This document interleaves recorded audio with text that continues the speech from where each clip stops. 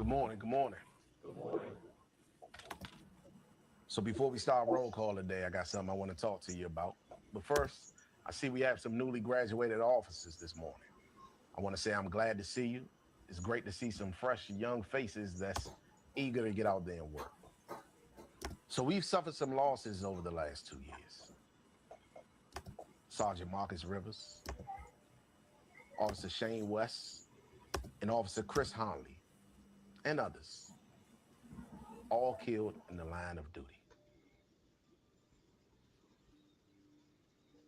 Understaffed and overworked. Our officers have continuously performed above and beyond the call of duty. But yet the community still is slow to trust us or to give us the support that we need to make a difference in this precinct. Some even say that we're on the other side of the law. They think we're terrorists. They don't think we're the peacekeepers. But I say we're the peacemakers. And in that, we diffuse volatile situations instead of instigating them. See, you new officers will soon understand that it is extremely difficult to judge indiscriminately, just as a lot of us have. I'll tell you first and foremost that understanding and temperance are the keys to creating peace in this precinct. This community is yours just as much as it is theirs. Serve in it. Watch over it. Protect it. And most importantly, be safe out there. Now, attention to roll call.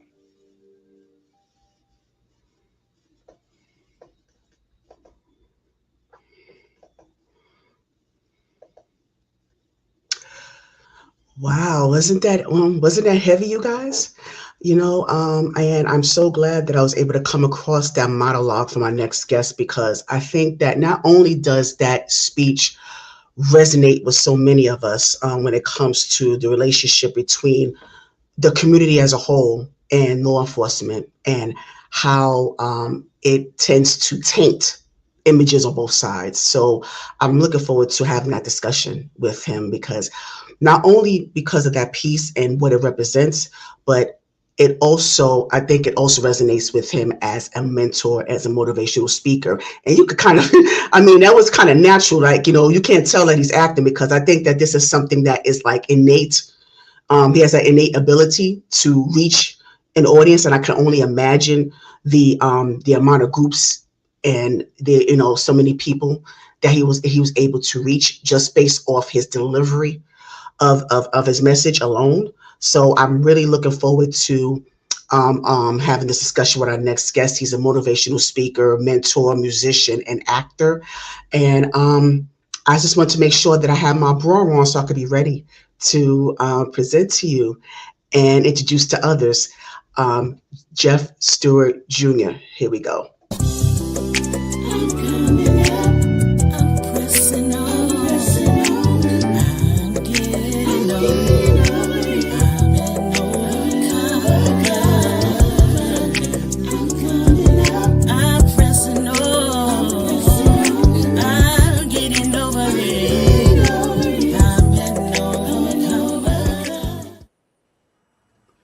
And there he is, Mr. Jeff Stewart Jr. in the building. Yes, I'm so glad that he's here with us. Hey, Tukes, thank you for being here. So when you, before I get to the beginning stages of your journey itself, I just wanted to know how did that monologue resonate with you personally? Personally, it resonated to me. First of all, hey, how you doing? Thank you for having me. Yes. Personally, that resonated with me in real life. So a lot of people don't know, but I am a police officer. I was an officer for 23 years. Wow. And so it does resonate. So I know both sides of trying to connect with the community and the community not having faith or trust in you. So that was a piece. Once it was given to me, I was like, yo, this is home. Yes, I can imagine. I got it. Yes, and no, you did. I mean, you did. You did it. Where did that? What was that from? Like, what was what particular project was that from? So that was from a project in Woodbridge, Virginia. It was an independent project, a short. And it was called. I forget the name of it. I'm sorry. It'll come to you. It'll come to you during, because and I'll tell you, I think that should be played in a lot of the different like trainings and different types of organizations. That should be played. Like that should be like one of the go-to videos as a blueprint. Kind of set the tone, like I said, to kind of bridge the gap. So yeah, but I really wanted to commend you for the amazing job that you've done with that. Because not everyone can deliver the message with such conviction. So I really do appreciate that. I was glad I was able to play that for the people. All right. So and thank you for letting me know that you was a police officer. I had no idea. Yeah, I had no idea. Yeah. So but a lot of people don't. Yeah. Okay. And why is that, Jeff? Why you trying to keep that hidden? Why you don't want people to know? So I think it's and it's not that I don't want people to know. It's okay for people to know. I'm so much more than a police officer, and most of the time when people find out you're a police officer, they automatically put you in a box. They automatically put you in a box. So it's like I'm so much more than a police officer. So I don't like to lead with that. Like, hey, I'm a police officer. Right. Yeah. So let me also ask you before we get more into this, are you live now on your IG? Are you able to get live? Are you able to go live? I don't think I was able to go live. Really? Because it wasn't coming up on my. Yeah, because I see the check mark. I see a green check mark and everything on our end. Can you And I went to my. Let me go to my feed and see if it's coming. Yes. Can you please let us know if whoever is following Jeff Stewart right now, can you let him know whether or not you're able to see him on Instagram Live? And hey, Lady Sparkles, thank you for being here. Yeah. So can you let him know, please, if you don't see like the comment section or anything? You don't see. Let me refresh it. I might need to refresh. Yeah, so while he's doing that, you guys, thank you so much for being here. Let me just greet you. And thank you so much for being a part of this interview. And I'm sure that you're going to, receive so much of gems from this. And whoever is in the chat or in the bushes, or those who might decide to watch the replay, wherever you are, thank you for your support. Please do my friend here, Lady Sparkle, says, make sure you love, comment. Now, I like that love, love and like, comment, share, subscribe to this channel, and also subscribe to Jeff Stewart as well, and support his platform. I have his information in the description box as well. So make sure you give support to both our platforms. And I thank you so much for being in the building as well. So I want to make sure that Jeff is able to stream on his end as well. So that's what I want to, make sure before we go into the nitty gritty of this. I want to make sure that, that his fan base, his followers are able to be tied in as well. So whether it's on this platform, Faith is a Substance, or Jeff Stewart Jr., or Jeff Stewart Speaks on Instagram, want to make sure that everyone is tied into this. So I just hope that everyone had a good day today. I'm just, getting, I just got off work not too long ago. The workload, like in the beginning of the week is kind of busy, but then, I'm not. towards the end. It's okay. Yeah. Oh, you're not doing it because it's I have, like I said, it's so weird because I have a check mark on my end saying that that we're linked, but yeah, I'm sorry that you're not able to, because I always like for those who have a Yeah, platform. I see it on my end too. Say you we are Yeah, so you do see something. the key. Yeah, yeah, and that you kind of I'm sorry, you said what about the key?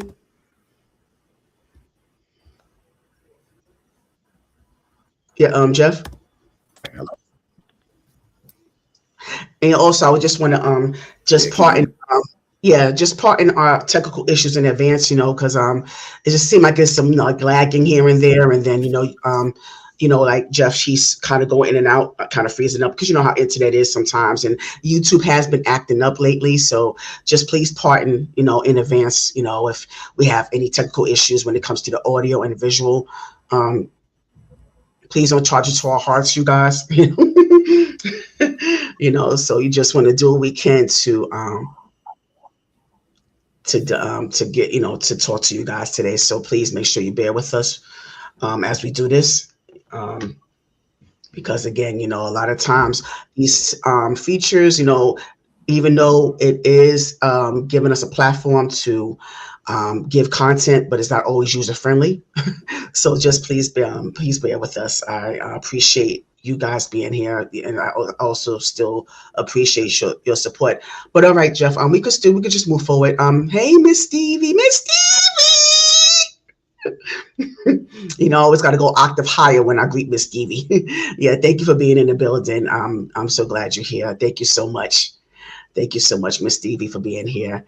But Jeff, we're just get started. I don't want to hold anybody up. But like I said, well, just come. Like if you can't come on Jeff's platform, I got the link. Just come to my YouTube channel. We're still here. If you can't go to one platform, you come to the other. Just come right onto the YouTube space and just greet us there and just meet us there. Don't let this be an excuse. You can still support Jeff either way. All right. You still support him. So yes, Jeff. So I want to start from the humble beginnings before you became these multi hyphenated personas, and I want to kind of always like start the beginning. Where all started for you, your childhood. Two-parent household, single-parent household, brothers, sisters. I want to see what the upbringing was like. Did you have like the experience of humble beginnings where you had to, ration out food and have bunk beds and, listening to music, having fun, sharing one TV? Or did you have a different type of upbringing where, you was driven back and forth to school, or you had more than most, where some people may be jealous of that. So I just want to get more of your upbringing, and I know you probably wear Junior to your name because you wanted to make sure that I add that. So I want to get more about your relationship with your dad as well, because it just seemed like you wanted to proudly represent the Junior part. So I just want to get all of that in there.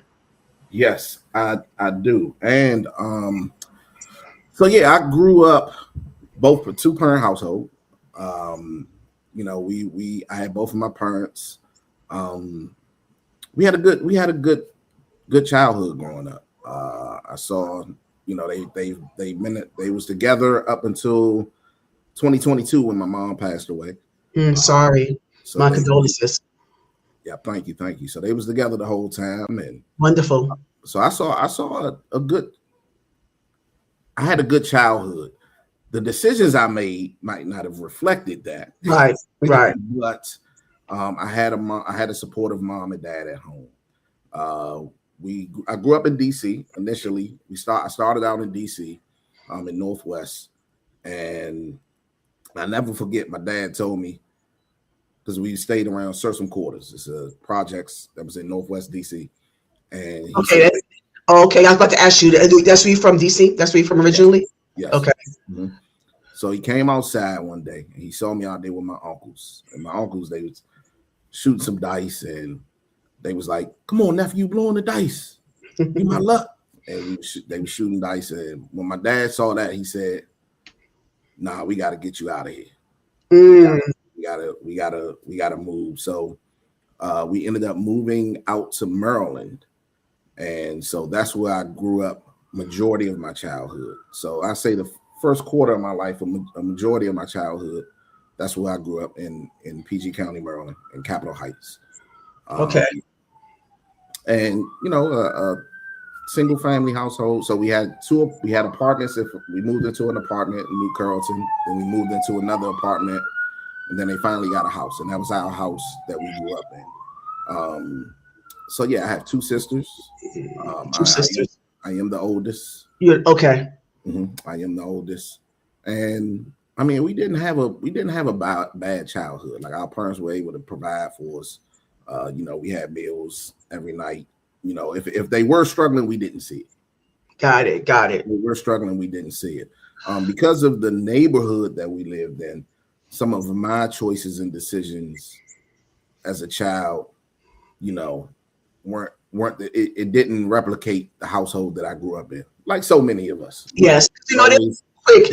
Yeah, they always look to blame the parents. What your mom and dad teach you? You know, and it's not always the case. You know, so I'm glad you put that out there. So before we get any further, because you mentioned about you rebelling, when did that start? What age did that start? So I can kind of establish a timeline. That was probably more so about 11, 12.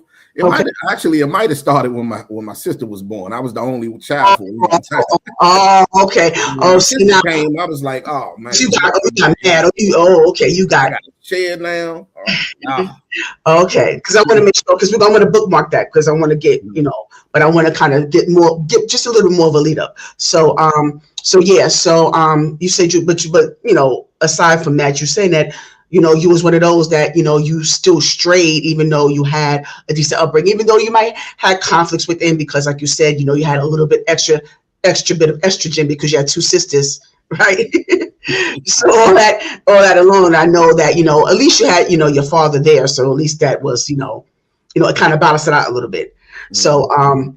So let me ask you that. With that being said, and I know that there were times that you were expected to be the protector of your sisters, even though your father was there, but you had to be the protector as well, you know, in different elements, whether it was school or in the neighborhood and stuff like that. So what are some of the ways that you say that you had a decent upbringing? Like, can you tell us in your perspective what that looked like?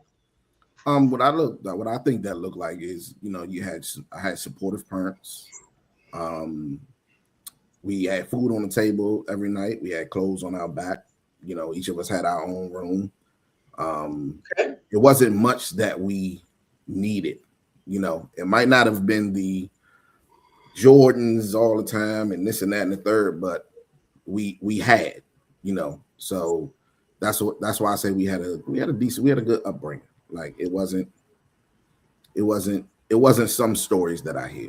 Gotcha. And I'm glad to hear that. But let me just let me ask you also, you know, because like I said before, that, you know, you might have some turbulence, you know, sometimes within the family dynamic. So can you share some of the most challenging times that you had, that you look back on it? Because sometimes you don't realize that there are challenges until you get older and you have more perspective, right? Because a lot of times when we revere people like our parents and other adults, we revere them when we're younger, but then when we get older, we tend to judge them. I mean, you know, that happens when we know more.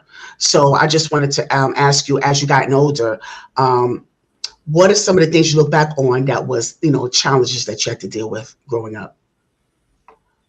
You talking about in the family dynamic? Family dynamic, yes. In the household. Dynamic. So because I want to be as realistic too, you know, even though I'm glad that you was able to share the fact that you had a good upbringing, because, you know, most people don't have to be blessed with that. But I just want to give a touch of reality too, you know, that's all. Yeah. Have I really ever thought about that? So I would say, you know, my mom was tough. So as my wife says, sometimes she say that's that Burgess in you. So the Burgess side of my family, my mom's side, they real tough. They real stern. They're vocal. They can.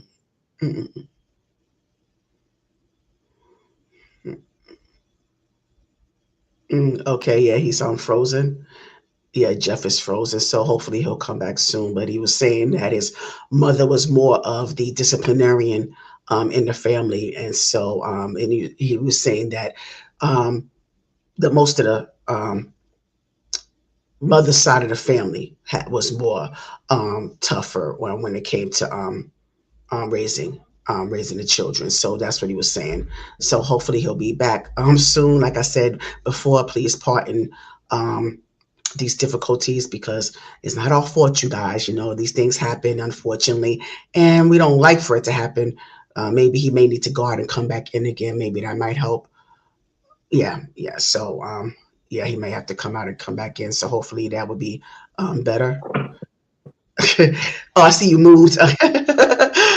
Yeah, I don't know how that happened. I apologize.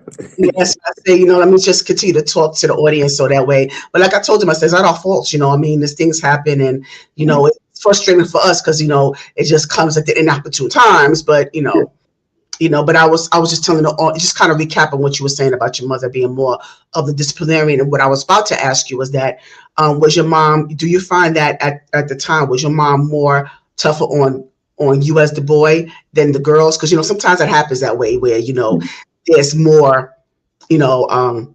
there's more favor towards yeah, definitely, because my mom grew up with several brothers and uncles, and so she was like, look, he gonna be tough, he ain't gonna be no punk, he ain't gonna be crying, he gonna be tough. Yeah, we give him we give him what he need, but he gonna be tough. So because I did pick up some of the Burgess genes. Like me and her would bump heads sometimes. I say that. Me and my mom would bump heads sometimes. So I mean that was one of the struggles, and that would lead me. I mean, especially as I started getting into my, adolescence age and becoming a teenager and, wanting to do what I want to do. And she like, no, you're gonna do what I tell you to do. And, so we would bump heads in that way. So I think just normal family dynamics that, so I still definitely had to deal with that. So that was probably a struggle for a while. It wasn't until I got older that I had my own child that I realized like, oh, I see what mom's was doing. Oh yeah. That always happens. Always happens like, okay, you had that moment there. But who, as in your perspective, who was the favorite? Who was your mom's favorite? Who was your dad's favorite? I think my mom's favorite was my middle sister. Okay. She was the goody two shoes. She was the one that got it right. She went to church every Sunday, and okay. She the one that got it right. I mean, and my dad, I don't know. It probably I was difficult, man. I was difficult. Like I used to run away a lot. I used to want to be outside the house all times of night. Yeah, why are you so difficult? I told you my choices didn't reflect the household that I was brought up in. I understand that part, but Jeff, I mean, why? Like I'm saying, like why did you feel the need to rebel that way? It had to be a reason. I just wanted to do what I wanted to do. Okay, like I was strong-headed. I wanted to do what I wanted to do, and that was it. Like I wanted it my way. It was my life. I'm gonna do what I want to do. That's how I felt. Yeah. Okay, I understand. I totally understand. And sometimes when you are sheltered, like you said, you and your mom locked horns at times. So I think you wanted to kind of like, show out. You were smelling yourself, and you wanted to. Hold on. Did you just call me sheltered?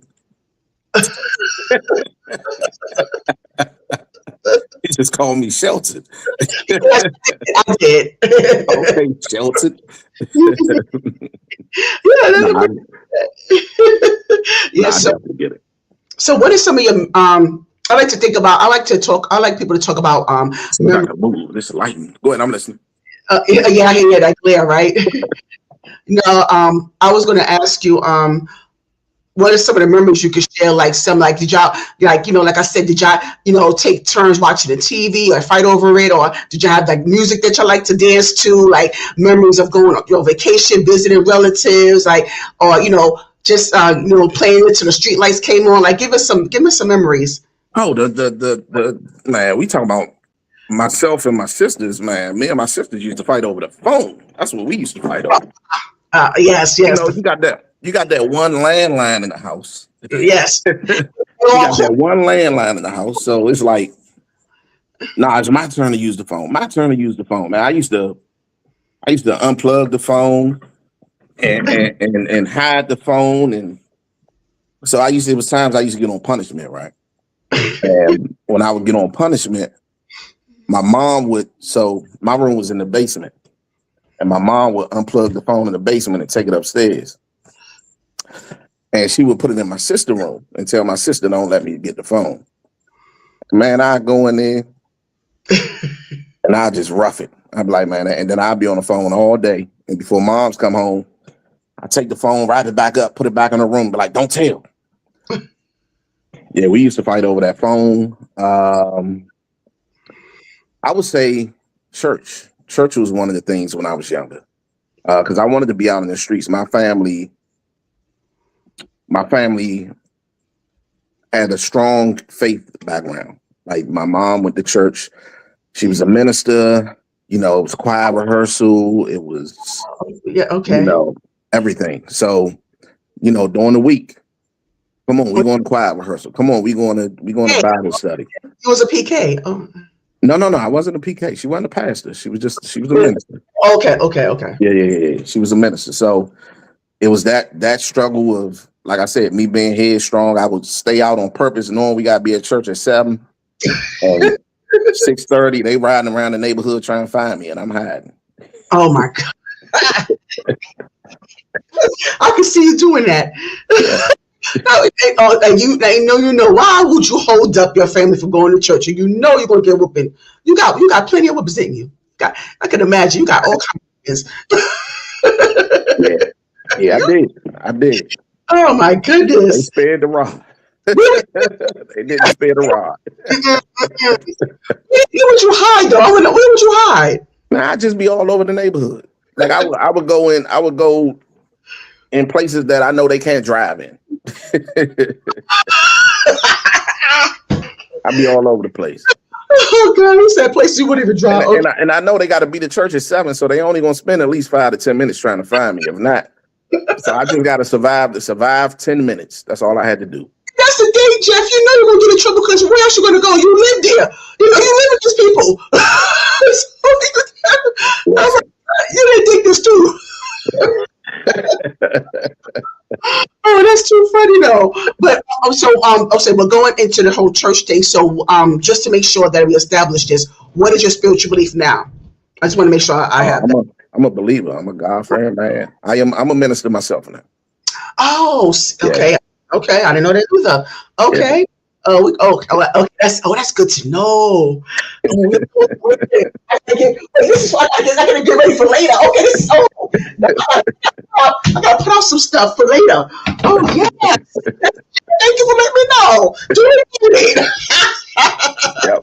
Yep, so that's why it's like all full circle. Where it's just like, I turned around and, like I said, my mom was a minister. Now I'm a minister. My mom was. The way I picked up some of her parenting, But you know what? And just based on what you were saying about you rebelling and how you grew up, can you repeat that scripture about train up a child? Oh, train up a child in the way it should go, and it should not depart. Yeah. Yeah, there you go. See, it's always going to be embedded in you. So, but thank you for sharing that, because that's so important. Because a lot of times, there's certain elements to our childhood that a lot of our children, a lot of us miss out on. So I'm so glad that you're able to be that person, that liaison, that you I'm talking about as far as, what you're doing now, and we'll get into.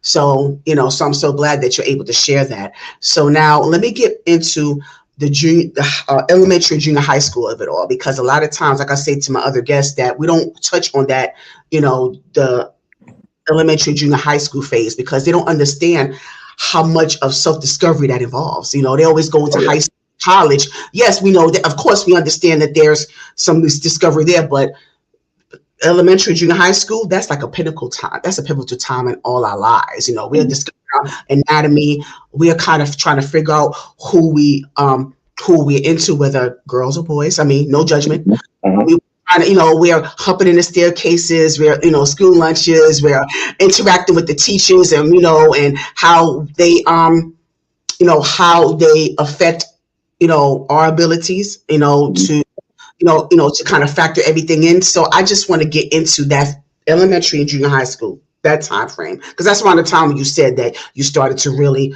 you know, feel yourself. So I was just want to get in more, like, were you a part of any clubs? Like, how were your grades? Like, were you a shy kid, popular kid? Like, get into the elementary and junior high school stuff. And also that's when you puberty and acne and all that. So, So elementary and junior high, I was always, I would say, you know, I was always a known kid. I was always a part of the cool kids. Elementary, I was a little rough. So you're gonna make me dead. Look at you. I'm ready. Come here. So I had a little bit of in elementary school. I was going to Randall Highlands, and how many school? Well, you got kicked out of what school? Elementary. This was one of the elementary schools I went to. Yes. Elementary. Lord Jesus. Yeah. I got kicked out of DC schools at that point. So I had an attitude problem. I don't remember what the teacher did, but the teacher told me that she would take the pizza back out of my stomach that she had just gave me. And, you know, I picked up a pencil and I said, no, you won't. And, you know, I know I didn't try to, you know, hit her, stab her with the pencil, but I guess the act period, like it was, I just had an attitude issue.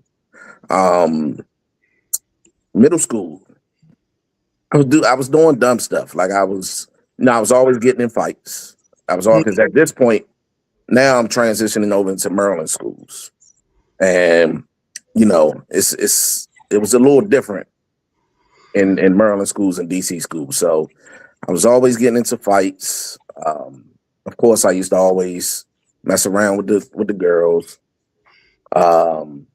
and I almost got kicked out of middle school because I had set the trash can on fire. I was just. But where's all this come? Like I asked before, Jeff, where it had to come from? So where all this aggression? Where does all this come from? Where how does it all unleash on? I just had an attitude problem. It's just, and I don't know where. I mean, I know where it came from. My mom had the same thing, but you know, it just. I guess it just came out. I mean, anything that would tick me off. I had a problem controlling my anger. Let's say that, because I did in middle school. I had to go through a program, to an anger program. I had to go through an anger management program, and that really helped me. That really helped me a whole bunch. So I had to go through this program. It was through the courts. I had to go through this program, and I believe that the program was probably about 5 months long. I had to go once a week for like 5 months. And that's where I really learned how to be able to control the feelings and the urges that I would get. And that still helps me out even through adulthood. Like I'm so calm now. Like I'm just so calm. Like it takes a whole lot to get me angry. It takes a whole lot to get me angry. Yeah. Okay. And I'm glad that you said that, but also just keep in mind that, and I want to stay here real quick because, and I'm glad that you said that because we had to pick our battles, and that was hard for us. Around the age group that you're talking about, because I know I used to let small stuff upset me, or I used to just get amped up or worked up, but a lot of and even now today, I'm always misunderstood anyway. Even when I'm acting a certain, even talking to you right now, someone could say I'm aggressive, just even talking to you right now. So you can imagine, back then, just like, so that's why sometimes I've always been antisocial. But I also wanted to also just kind of add a little bit realistic aspect to it, because yes, I do agree that you need to pick your battles and know when to be angry. But I just want the people to know that it's okay to allow the anger to let out the anger, because it's an emotion that we have to have. Yeah. And it's not to say that you just have to unleash it in every given moment, or you have to just use it, maliciously. I'm just saying that a lot of times we hold stuff in. Yeah. A lot of times, and I always talk about toxic positivity. There's such thing as toxic positivity. And some people, when I add certain realistic aspects of certain things, they think I'm being negative. No, not at all. What I'm saying is that stop trying to deprive people from the healing process. Part of the healing process is to release anger and understand why that anger resides within us. And that's the only way you're able to heal, is to address the anger and why it's happening.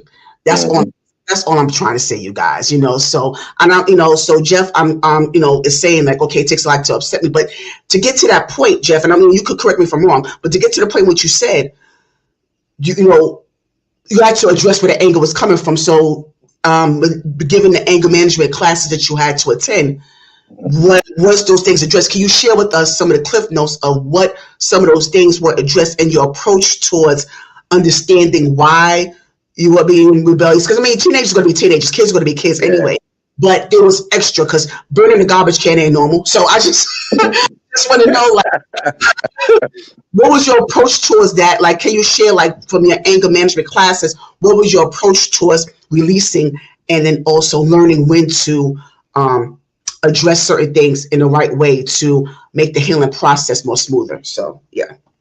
So I really, because it was so long ago, so I will say the counting, of course. I mean, people say that's cliche, but that's real.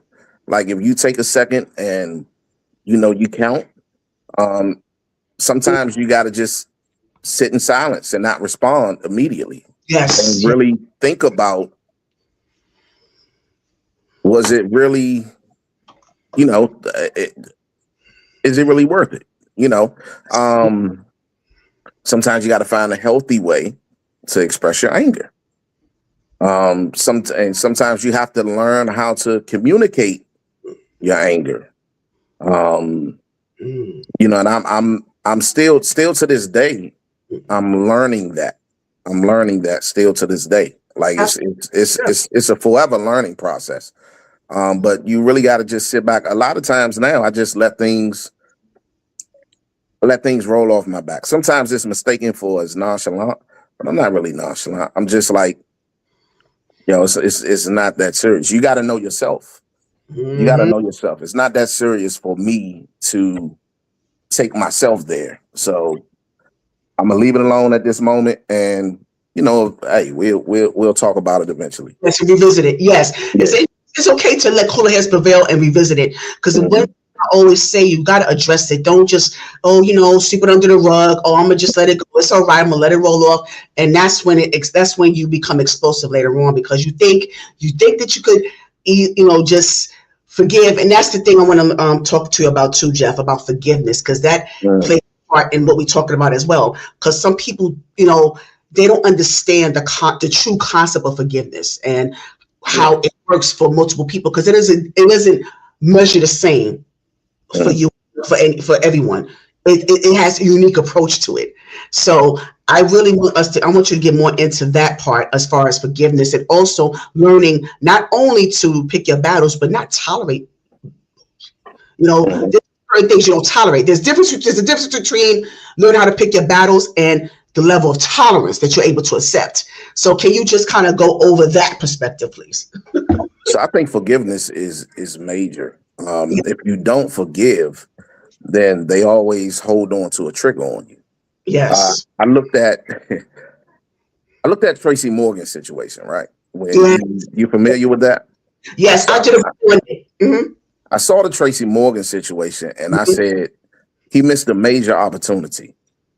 The opportunity that he missed was the opportunity to heal, because he was holding on to something that happened to him so long ago that when he saw that guy, it automatically took him back there, and he automatically saw bully. When in actuality, at this point in life, years later, the guy's not actually a bully. He was at his weakest point asking for help.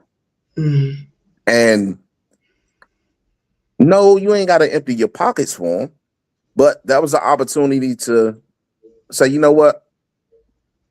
Come on, man, I'll get you something to eat.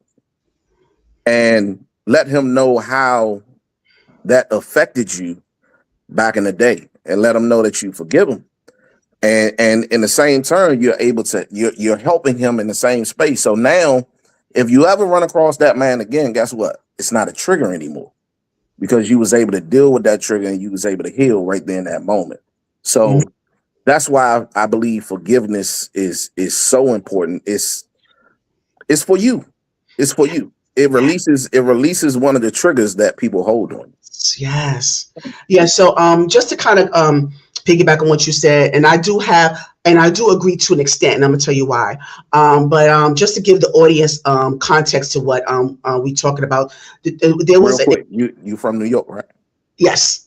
Yeah, so somebody in the comments responded to me. Yeah, that's New Yorkers are different. We don't. But go ahead, I'm listening. Good. You good?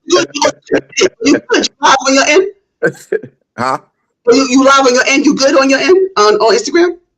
I don't know if I'm on. I don't know if I'm on. So I had to switch over to my phone. So. Oh, okay.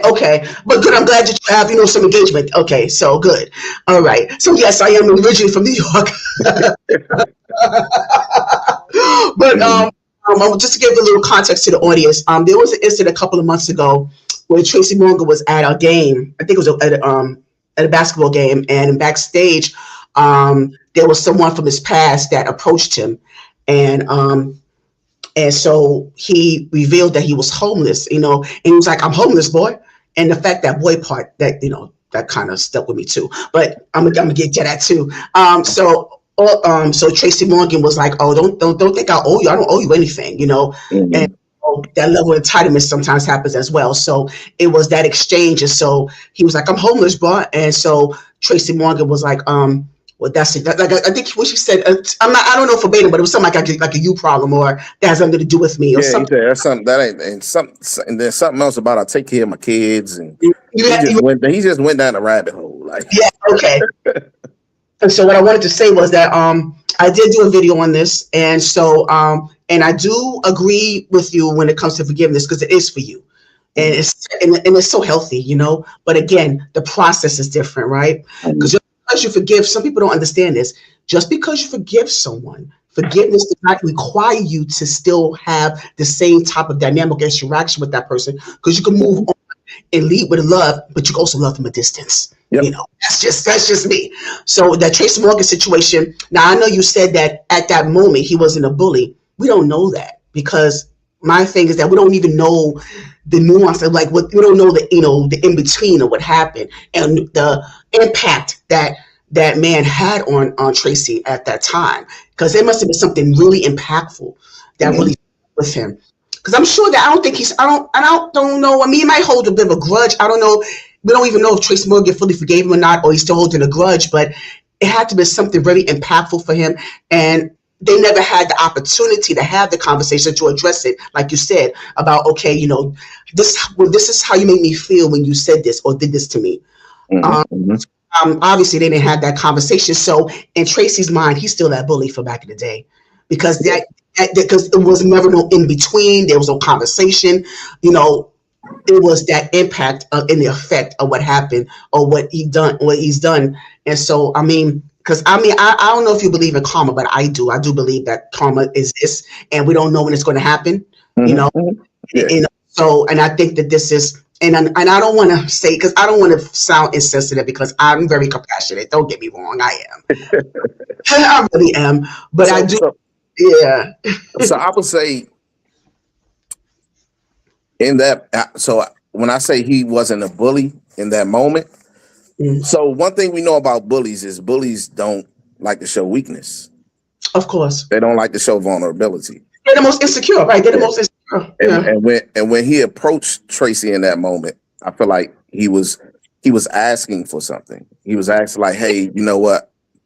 Can you help me out? I'm hungry." Like he was showing weakness. He was showing vulnerability. So I was just saying, Tracy probably still saw him as the bully because that's what he remembered him as. But in that moment, it was like he was at his most lowest moment or lowest point. So that's what, yeah. And I get it, but that's the thing. Before, and I understand he's at the lowest point, and he wanted help. But I think it would have helped if at that moment, even though it was like a kind of a lot of things going on, commotion going on, he could have said, "You know what? I know I acknowledge what I did, and I'm sorry." He could have led with, "I'm sorry," at least. It could have started there. And maybe he could have, like Tracy could have kind of, let his guard down a little bit if he would have started off with saying, "I know I did you wrong and I'm sorry." But the fact is, I'm homeless, boy. It's like I heard a voice of entitlement. Did he say boy? Yeah, he said boy at the end. I'm homeless, boy. Oh, I thought he said bro. Okay. Yeah, so it's just like it was like entitlement in his voice, and it's like like, "Oh yeah, I know I did you wrong, but here, this is where I am right now. Here we are." So it's like it's just like it's so many missing pieces that we don't. But again, I do understand both sides of it. I try to meet these things in the middle. And I was saying that we don't know the impact because I was bullied, and I understand how how it is when you you try to disengage with certain people, but at the same time, again, love from a distance because being a spiritual person myself, as believing in God, a lot of times people think that because you're a child of God or you have certain spiritual beliefs that, again, it makes it with level of tolerance that we're going to just forgive, or you're going to give me grace anyway because I did this. You're going to be graceful because that's who you're supposed to be because you're a child of God. So they add God when it's convenient. Yeah. So yeah, but so what would you have done in that moment? Oh goodness. Good question. So let's think of, you said you've been bullied before. Let's think of the number one bully in your mind. What would you have done in that moment? I would have said hello. I would have said hi, and I would have been like, I don't know. I don't think I would have walked off so coldly. Mm-hmm. I would at least heard. I would have heard the person out. I would have heard the person out. I probably would have waited for an apology, but if I didn't get one, I would have still been able to hear some backstory. I would have been able to hear them. And I also would have had the opportunity to say, well, okay, I hear what you're saying, and I understand that you have the circumstances that, they're unfortunate. But I just want you to understand, or are you aware, or do you remember some of the things that you've said and done to me in the past that we never got to address? Are you aware of it? And is there any accountability on your part? Are we gonna have that conversation? Because I want us to have that conversation. And then if they would have cried, broke down, and said, "Man," if they would have cried, broke down, and say, "Hey, I'm so sorry. I apologize. We were kids, didn't know what I was doing." If they gave you the whole spiel, then would you have got them a cheeseburger? Yeah, with cheese on it. Some tomatoes. Yeah. And that's all I'm saying. Yeah. But it also depends on the situation at hand. Mm-hmm. But yes, because like I said, I'm not, but I'm glad that you that was a good example that Tracy Morgan piece. So given so were you bullied? No, I wasn't bullied. Okay, but I know you was aggressive. But were you because the difference between being aggressive and being a bully. So but you were aggressive. But were you a bully? No, I wasn't a bully. Okay. No, I ain't do that. I ain't mess with people that was. Yeah, but I only mess with other aggressive people. Okay, you match energies. Oh, okay, you match. Got you. So okay, so we going back. Okay, so you shared about your experiences in elementary, junior high school, and how your actions had led up to needing anger management to know how to channel that anger, and you was able to address where it was coming from and how to be more proactive, how to handle it, so they have a handle on it, right? And so with that, with all the teachers that you of all the things that you were able to be to receive from that, how did that lead you from moving forward? Like, where did it start? Like, okay, you went from being rebellious to family schooling, and you had the anger management. You had those resources. So from getting those resources and learning what you was able to learn, what can you take me back to what are one of the first things? Let me see. Like, I'm trying to word it properly. What were the first things that you remember where you had to use what you learned? That's what I want to say. What is one of the first instances that you had to use what you learned? Well, I didn't really use what I learned until probably I got out of high school. I mean, it was probably through high school. It tamed me a little bit, you know. I just wasn't as quick. I wasn't as quick to throw the hands. Right. I wasn't as quick to, just snap off. Yeah, I was able to tone it down a little bit in high school, and I think so. I could say I used it in high school, and I was playing football in high school as well. So that that's very aggressive. Yeah, that was my healthy outlet. That was my way to be able to. So I played high school for the first two. I mean, I played football the first two years of high school. Okay, pause. Yeah. Okay, so no, that's a good segue into high school. What high school did you go to? Suitland High School. What's it called? Suitland High School. Yeah. Okay. Yeah. Okay. So, okay. So before we get to that part, I'll bookmark that real quickly because I want to get more into the self-discovery there, because it's a whole different level of self-discovery from elementary, junior high. Now we're in high school. Whole nother feel. You have, I don't know if you had a growth spurt or not. Did you date? Did you have any influences, any clubs that you're a part of, any extracurricular activities? I know other than football, like give us that journey through high school. More of that. Right, so my journey through high school started out great. I was on the football team. First year I was on JV, and I was good, but I wasn't starting. I wasn't starting on JV. So, I had my little rants where sometimes I wouldn't get in the game, and I'm on the sideline talking to my pops, man, forget this team, man. I ain't about to keep playing football. I keep going to practice all these days, and I ain't getting the game. So I would have my days where I would go through that. And then my grades kind of declined a little bit because, when you're playing, but you ain't getting out on the field and you used to playing, coming from Boys and Girls Club, it's just like, man, so I kind of started getting to the other side of high school, smoking and, hanging out, skipping class, this and that. So started my second year, I started playing football, and then I ended up getting kicked off the team because of my grades. My grades had slipped. And it was so funny because, like, I remember to this day, one of my homeboys, we was skipping class, and we was going to smoke, and he was like, bro, nah, you need to go to class. Like, you a football player. Like, you got something going. Like, you don't need to be hanging doing this. And I was like, man, I'm good. I got this. Of course, my strong-headed self. Yeah. Yeah. And so, and from that moment, things started getting shaky and going downhill. My grades wasn't the greatest. It wasn't that good. I was in terrible risk of failing. Just because I guess when I stopped playing football, it was like, hey, what I need to keep going to class for. Yeah, what else is there? Yeah, and I didn't join anything else. Even though I played drums, I didn't join the band because, I looked down on the band.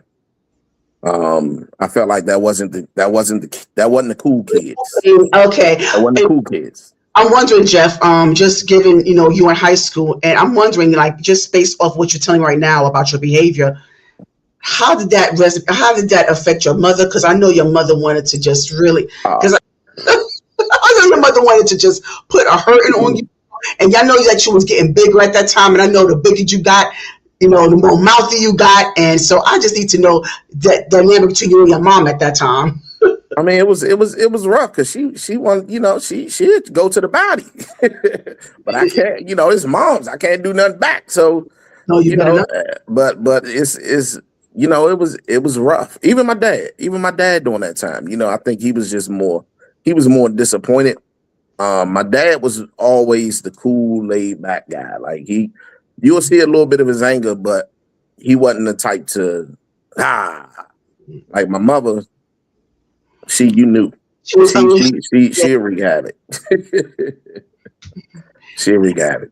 So what was the key thing, that really got you to the point where you said, okay, I really need to kind of step my game up and kind of, stop all this nonsense? Like, what was it that was the contributing factors towards you doing the 180?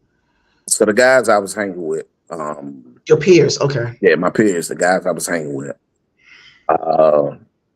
They had went out and they skipped school, went out and did some stupid stuff one day. I was supposed to be with them, but this particular day, I was in class. And they went to go steal some cars, got chased by the police, and, they ended up getting shot up. One of my buddies, he got hit pretty bad, like in the back of the neck, in his head. It grazed his head, around his body. It was about 3 or 4 of them that got hit up real bad. And when I went to church that same night, because I actually found out that morning. And then that night, the next morning, I went to church, and one of the ministers at church came to me. He said, man, I don't know. I had a dream about you in a body bag next to a minivan. And that's what they were stealing, minivans. Oh. He said, I had a dream about you in a body bag next to a minivan. Ooh. And I was like, wow. And I was upset with them because I was like, man, I was supposed to go with y'all. Y'all left me. What y'all doing? And then it was just like, once I heard that, I was like, that maybe this ain't really, and again, through the rest of high school, I still dibbled and dabbled, but I did enough to at least get out. Because I bet that wake up call, that was like divine intervention. I mean, yeah, that was the wake up call that you needed. So thank God for that. But it's unfortunate that you lost, friends, lost your peers because of that. But they still live, but they just had major damage. Yeah. Oh, okay. Yeah. Well, that's unfortunate. Yeah. That's unfortunate. Yeah. One of them is still suffering from that to this day. Yeah. And you was in class. See, you was where you supposed to be at that time. You see how that works? Yeah. So let me ask you this. So from high school, so is anything else that you want to share from high school? Like, did you, because a lot of people do, like I said, other extracurricular activities. You said you learned the drums, but you didn't do the band. Did you do any part-time work or anything like that? Or you just went straight to college? Did you go to college, by the way? I mean, you go straight to college? I went to college for half a semester. Okay. Was there any time in between? Did you go straight there, or did you? No, I went straight there. Yeah. And which college? Hey, you still, it was half a semester, you still went. So where'd you go? PG Community College. PG Community College. And what did you study? At that time, it was just general studies. I didn't have a. Okay. Yeah. That's a small move, by the way. You don't want to rush to pursue a major if you decide to go to college. So yeah, that was smart. Okay, so and you decided you didn't stay that long. Why was that? Like, did you know, like, was there a path that you wanted to take that you knew that you wanted to go to, or it was just you didn't know if it was just wasn't for you? Yeah, it wasn't for me. I was dibbling and dabbling in the streets, and it wasn't for me. Like at that time, it was, to me, it was like, holding you back. Yeah.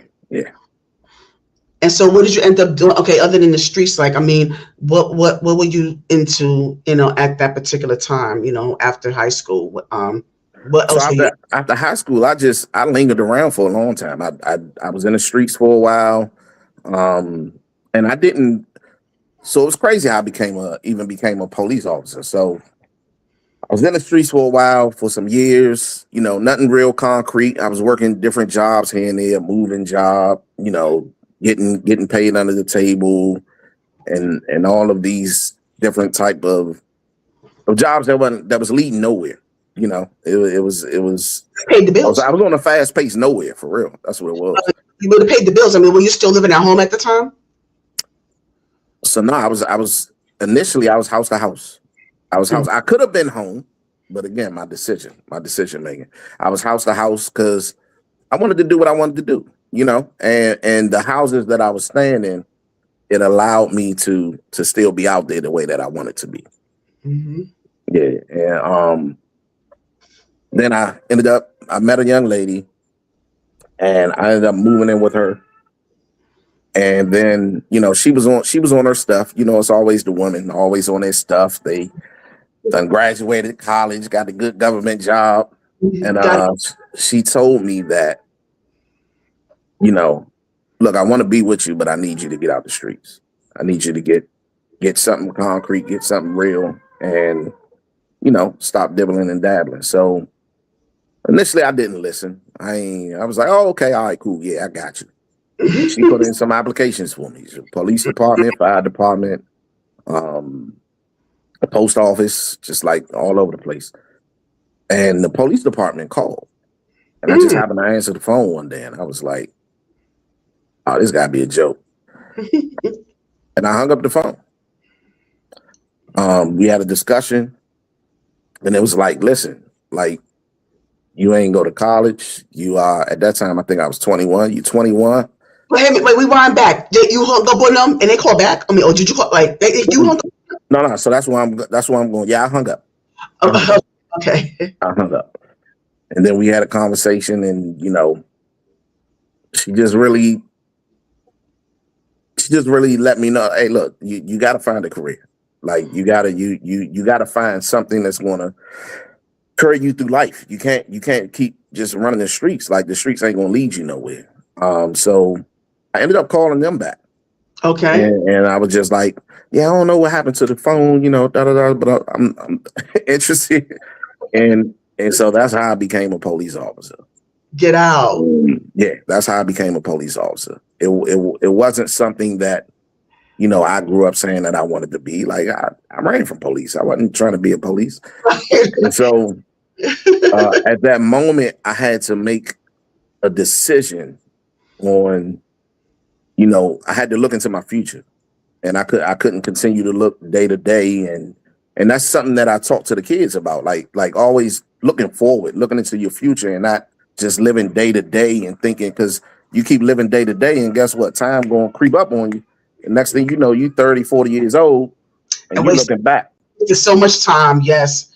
Yeah. Because you living day to day. You happy with your little $50, $60, $80 that you're making under the table every day, So back then it was $50, $60, $80. But yeah, so that's how and then I made the decision to go ahead and, go into the academy, and that's what I did. And so going into the academy, can you give us just a little bit of the process of you joining the police academy, and you trying to you get into that group. Can you just give us kind of cliff notes of what the process was like for you? So the process. So you had to, they do a background check. They do a background. Fortunately, God, I had never got caught with anything, so I had a clean background. So they do a background check. You got to go and take a lie detector test. Wow. I always tell people, be honest. They ask you if you ever smoke weed. I said yes. They're going to find out. I did. Yes. I did that. You got to take a physical exam. They got, they take a psych test to make sure you ain't crazy. I think I had took enough anger management classes that I was able to. What else? And then after that, if you get selected, then you go into the academy. So the first month of the academy, I had to actually live there during the week. and go home on the weekends. Okay. Yeah, and then I was in the academy for like 6 or 7 months, Mm. and then I was released onto the streets. And so how can you give us a little bit more about the academy? Is it as physically demanding as we imagine? Was there any hazing involved? And just kind of, I just want to get an idea of, what that was like, and can you give us a little bit more of how you were trained and how just going into present day, how how the process is now, and who we have in the streets now who are not as equipped. So I just my point is that I just want to do a little bit of compare and contrast, so to speak. So it was militant when I went in. When it was militant, it was real military. Like I said, you had to live there, so you had to wake up. We had to wake up 3, 4 in the morning, be in the gym for workouts. Sometimes we'd run the streets for miles. Sometimes then we go to breakfast. Then we come back for class work. Then we go to lunch, come back for class work, go to dinner, come back. You got your study period. You get 10 minutes on the phone, one phone call. Mm. And every day you had to make up your bed, your lights out at a certain time. Like it was real militant, real strict. At the end of the week, if however many times you messed up during the week, before you go home, you gotta give up them gigs. So if it's push-ups, whatever push-ups, sit-ups, it was militant. Nowadays, not so much. And so I feel like the department equips you. The department, they still equip you the same way. From back then to now, they equip you with the tools, with the knowledge. I think a lot of the times with police officers, it basically comes down to your people and communication skills. Yes. That's what it's about.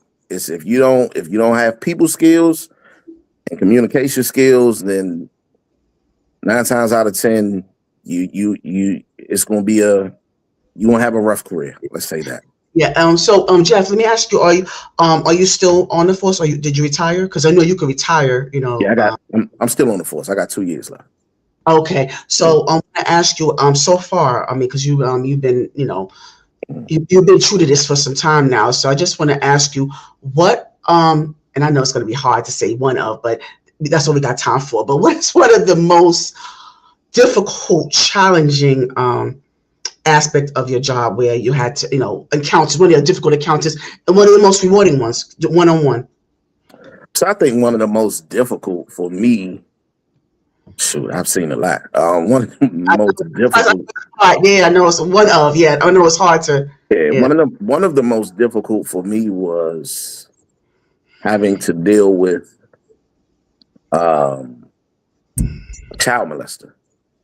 Someone that had did some bad stuff to a child, and then having to deal with them, still as a normal person, with respect and all that stuff. I think that was one of the tough things for me. Out of all the things that I've seen, I think for me, because in any normal human being, like, we know children are off limits. Like that's not. For me, children are off limits. That's something you don't play with. And it was a family friend, a next door neighbor. So you kind of trust your kids with certain people, and to think that they would do that. And I think that was to be able to contain myself, not to. And I had to transport him. So I wanted to hit the corner a little too hard on some of them turns, and and rough them up a little bit. But yeah, that was one of the toughest for me. And that's a lot compared to what I've seen. But the most rewarding is what I do now. Mm-hmm. What I do now, I work with youth, and I'm able to mentor youth. I'm a part of the police department's band. So what we do, we go into the elementary schools, we do officer-friendly programs, and then we give them a concert.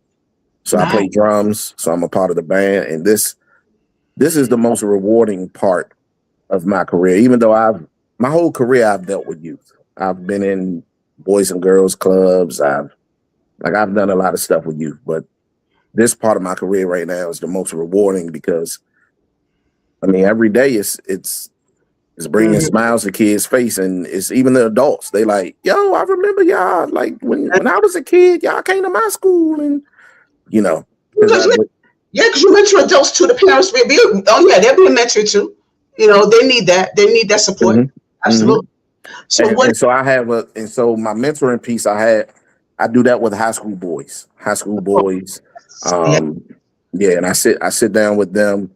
One of the schools I deal with now, it's about 20 young men that I deal with, and I mentor and I walk with them through their, senior year of high school, kind of help them prepare into the next level because they're about to hit the real world, and they don't have somebody there to prep them for it, to try to give them some of the tools to deal with it. It's gonna be rough. Yes, well, extremely. And what is your rank now? What is your current? So I'm an officer. Okay. Yeah, I'm an officer.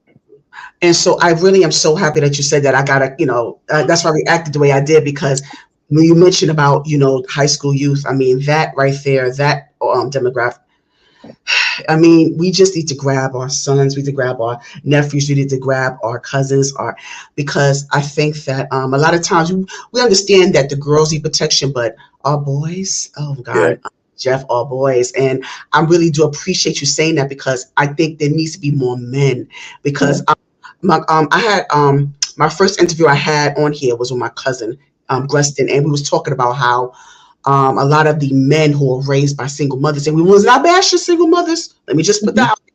But being raised by single mothers, a lot of times they're kind of get lost, out there, or they just don't, the act right is not instilled, as it should be, so and that's why it's so important. Even when you are raised by a single mother, or, raised by mostly women, that testosterone component, that component that needs to be, that needs to be embedded, that needs to be there. So I really want to thank you so much for being that vessel, for the youth. And so before I want to make sure I do this now before I forget. I want to give you your flowers for that. Yes, I want to absolutely Thank you. Absolutely. So it's well deserving. Before I forget, I didn't want to forget that, because you deserve that. You deserve that and then some. So So but I want to also I want to challenge you, Jeff, on something, because I want to, given what we known about you so far, and we're going to get more into your career and your journey. But there's this young kid that I want you to use your abilities to speak to pour into, so to speak. I want you to pour into this young kid who was rebellious, who just had these struggles with trying to fit in, or try to figure, or that sense of direction that he didn't have before. So I want you to kind of give your where you are now, in the position that you are in now, just thinking back to where you were before and where you are now. Can you mentor this kid for me, please? Can you pour into him? Can you pour into him, please? Oh man, the young me.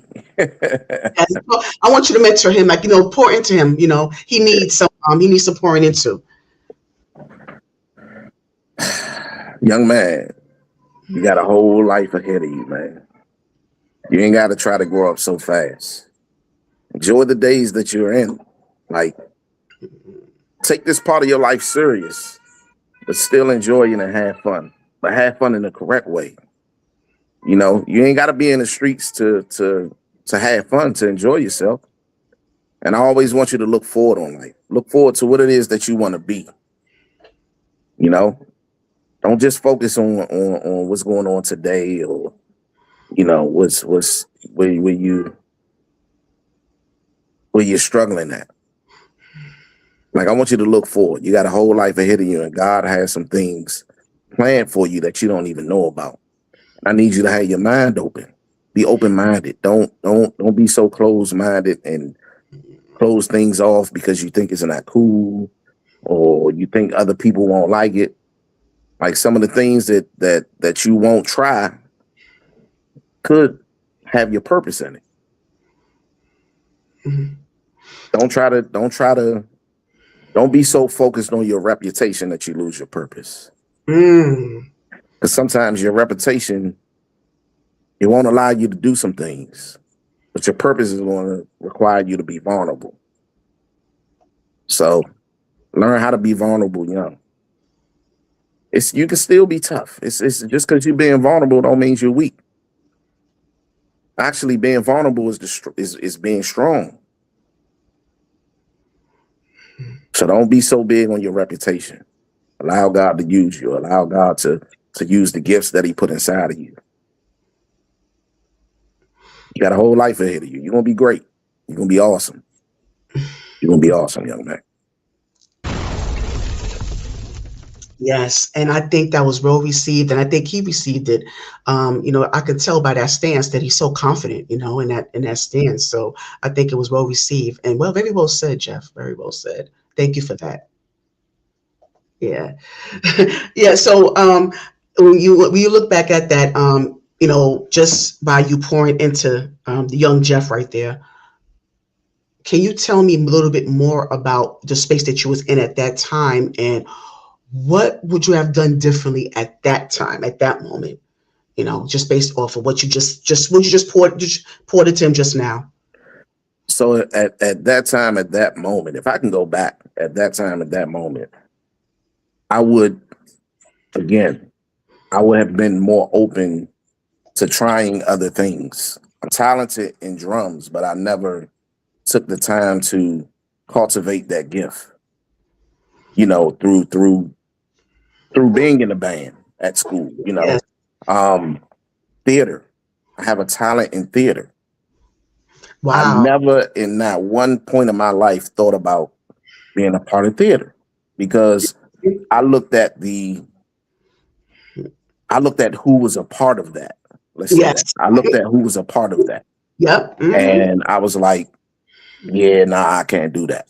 Mm-hmm. But if I can go back, a lot of things that I didn't give a try, I would have gave it a try. Okay. And I'm glad, I received that. And I do understand where you're coming from. I totally understand that, because I had to offer, I was interviewing with Bubs the God, shout out to him. And I was, and I kind of addressed that. And I had to offer an apology, because at the time, at the, age that you're talking about, when we had that mindset, where we didn't know better and we, felt that was a bit tabooish, apology of our ignorance, in that aspect. So thank you for sharing that as well. Yep. So let me go more. I want to get more into, because you got into, your journey as an officer and as a mentor. So I want to, dive a little bit more into that, the mentorship, and also your being a musician, because, I love music, so what is some of the music that you love that, because this helps me for later on. What's some of the music that you love, that you like? Oh, I'm from DC, so I'm a go ahead. Go, yes, yes. I love go. I've played I've played with go bands. So go, and I'm not really, back in the day, I was a rap fan, but nowadays not so much. Yeah, I know. Not so much nowadays. Back in the day, man, yeah, I knew everything. The Pac, the Biggie, the 3-6, the 8-ball MJG, like yes. UGK, 3-6 Mafia, Oh yeah. This one, yes. So we knew everything back in the day. Nowadays, not so much. So I'm more so go and gospel, and I love gospel. Go and gospel. What about R&B? Yep, R&B too. I'm sorry. Yep, yeah. R&B. Yep. I want to make sure I establish that, because like I said, it's going to. It's the R&B scene ain't so big now. I know it. You know what? Yeah. Okay. No, I get what you're saying, and I kind of agree to an extent, but it's just that because it is out there, so we just have to kind of pull more into that space, because there is still some great R&B out there, but it's still like it's not as appreciated here as it would be overseas, but it's still out there. But also I think that we need to get more back into the R&B space, because now we're starting to transition more into the hip hop. Now with R&B, it's starting to sound more like hip hop, even with the lyrics. Now you hear certain songs that you could groove to, but then they starting with the vulgarity of it all, and I'm like, oh gosh, see, now the mood is going. I don't want to anymore. Yeah, I don't. It's not very sexy. It's not sexy anymore. Nope. That's the only thing. That's the only thing. But that's that. But you telling me this, that's helpful for what we're gonna do later on. Yeah. So so let me ask you as a mentor, police officer. I mean, and you have so many entities that is so needed, and I want to know because I look at my feed in social media and all the violence that takes place, and these kids at schools that are attacking teachers, and it's just dark. It's so dark out there, Jeff. So I want to know, like, in your experience, because I know you dealt with some of these kids. Like, these kids are just like unruly, extremely uncontrollable, just want to curse you out and try to attack you. I mean, I'm sure they tried it with you. How do you handle those type of kids? Because I deal with youth, I just gotta have a lot of patience with them, and it's a lot of talking. And I mean, you have to realize that, unfortunately, you're not gonna be able to save them all. Right. And everybody might not be assigned to you. Somebody else might be able to save that kid, but they might not be assigned to me. So you just gotta, the ones that you're drawn to or that are drawn to you, like, you just gotta keep working on them and keep leading them. And because like I said, the class of the group of 20 guys that I have, I mean, all of them listen to me. All of them, we all cool. Come across any, like, I'm talking about, and I'm not trying to ask, but I want to know, like, because they're, like I said, they're on, like, no respect at all. Like, I'm not, no respect, no fear at all.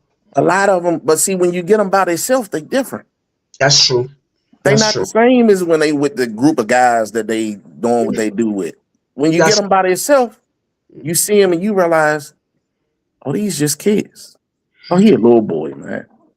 He out here doing grown people stuff. Like, so I think when I get them in them one-on-one environments, initially they might be all, standoffish, try to keep but eventually that goes, it'll go away. Eventually it'll go away. And, even being a police officer, next thing you know, you find them always wanting to be around you, always want to call you or stuff like that. Like, and it'd be so weird. But yeah, so when you got them by themselves, they're totally different. They're not the same as when they're in the group. I had a situation 2 years ago, a year ago, maybe a year ago. Had a situation a year ago where I had to kind of put hands on a young man. And, they was like, well, why don't you lock him up? Lock him up. And I said, nah, you know what? We're going to let him go. And we're going to let him go under the terms that I'm going to mentor him. I'm going to mentor you. And when I tell you, like, for a while, I was going to his house and everything. Got to know his mom. We was talking. I was working with him, but unfortunately, he just couldn't get out the streets. So, now he's in some trouble for something. So he's not out here right now. But even in the moments, like, it's certain kids that once you get them by themselves, like, you'll be able to work with them. All of them don't need to be initially. Now, if you do something crazy, you need to get locked up. But all of them don't need to get locked up. Absolutely. They just need some talking to. They need some guys. But you got to get them by themselves, because if they with their friends, they ain't gonna listen. Yeah, I agree.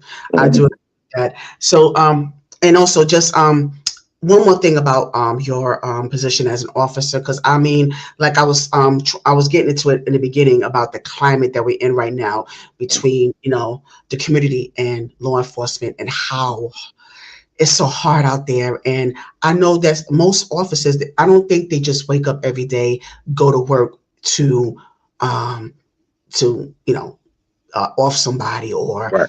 to use excessive force. I don't think they have that mindset when they first wake up, or when they Mm. get out there, because they putting their lives on the line. They this the risk that you guys are taking for us, and thank Yep. you for that. Um, but I just want you to just kind of touch briefly on the climate that we're in right now. The unjust force that is being used on some civilians, but there are times where a lot of people may not understand that when you resist, or when you don't comply, or when the officers really are doing their job, or they don't understand that when they have to um, um, pow someone, that it is justified, but they don't sometimes they don't want to hear that part. So I just want to get more into, like, I know I said I know it's kind of loaded. I know, I'm sorry, it's kind of loaded. I just want to make sure that we cover some of the bases here, Yeah. and how what your perspective on this climate right now. It's a rough climate. It is a tough climate. I always feel if you lead with respect, you'll get respect. I went back to communication. Like, it's all about how you, just as much as it is about how a citizen communicates with us, it's as much about how we communicate with citizens. And I think now, if you got to do your job, you got to do your job. Unfortunately, that's the nature of the job. Sometimes, if you have to do your job, you have to do your job, because at the end of the day, you still got to make it home to your family as well. And outside of that, like, it's just you can. I think you can have people comply. It just depends on how you deal with them. And again, you gotta have patience. Like, you, sometimes everybody's not going to do something the first time you say do it.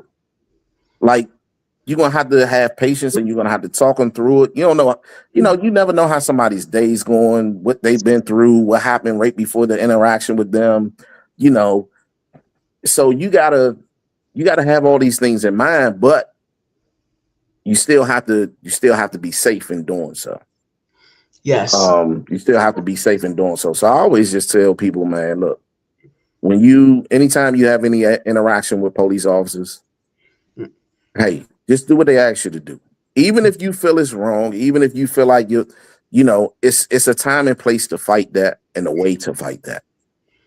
If they ask you, just yes, sir. Because now they don't have a reason to. There's no reason to escalate, because you're being compliant, and you're not being. Yeah, some of these officers, Jeff, and I know you for yourself. Some of these officers, I mean, they're out I of know, there. I Yeah. know, but but guess what? Those are the main ones that you want to be. Yes. So it was funny, because a guy asked me today. I had to take my scout car to through the inspection space, and it was a long line, and I had pulled up, and I was like, "Hey, what's up, man? How you doing?" And he was surprised that I spoke to him, because he said, "Man, yo, what? Like, a lot of y'all officers, a lot of your coworkers, like, they." I said, "Man, I understand, but I believe in speaking to everybody. I believe in speaking to everybody." And we had a nice little conversation right there at that moment. And he doesn't normally talk to police officers. But Right. again, I believe it's how you present yourself. I mean, if you come with respect, and you able to communicate with people, like he sent me through the empty line. I was out of there in 10 minutes.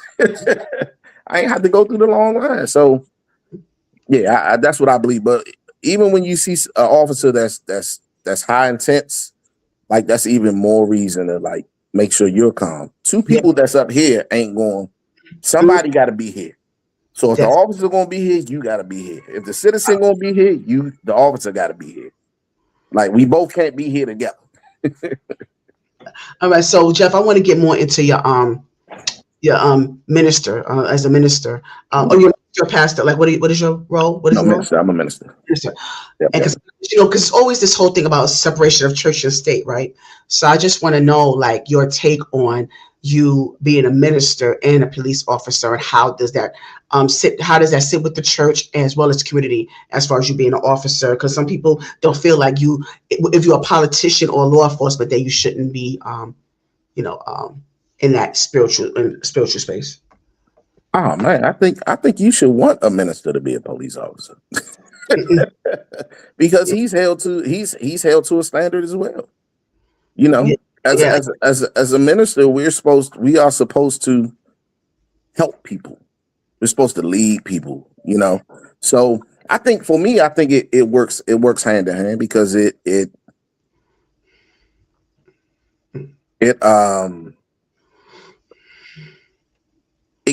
helps keep me grounded. It helps keep me grounded in understanding what my purpose is and what what my commission is. I mean, it helps keep me grounded. I don't think it's a separation. I don't think it gets in the way of anything. Like I don't think either one gets in the way of it. I think it blends. I mean, I'm a servant in both areas. absolutely. And I you know, for what I hear, I'm sure you saw it very, very well. Mhm. Um, and so, and I'm getting to all of this, because like I said, we was able to cover a lot here. So I want to get more into your backstory when it comes to you meeting this beautiful woman right here. How did this come about? Give us a little My bit of baby. backstory about, yeah. Give me a little bit of backstory about Mm. this, behind this here. Woo. I see her, I get a little excited. Oh, oh, Um, I love that. Oh, you're excited. That's good. I know, that's good. no, so I was at a I was at a so this is when I first was getting back into church because I went through a phase where I was rebellious against church. And this is when I got back into church and I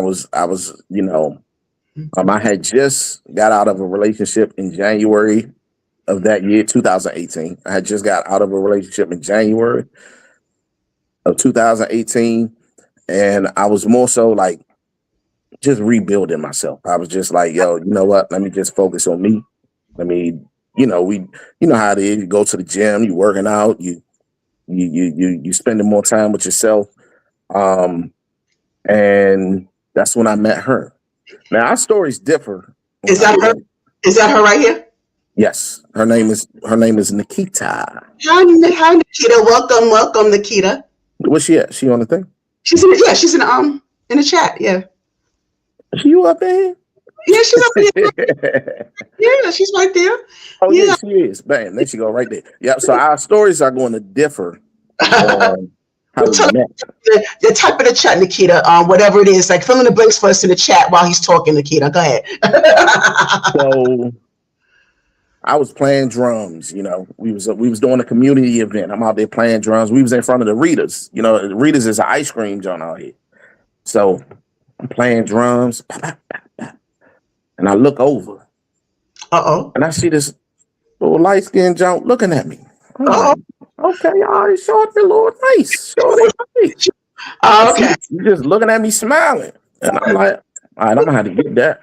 I'm gonna have to get that once I finish these drums. And so after we finished, I found out that she knew the Congo player, one of my bandmates, and he was like, "Oh yeah, that's little sis." So I said, "That's little sis." Oh man, little sis, she off limits. That's your little sis, she off limits.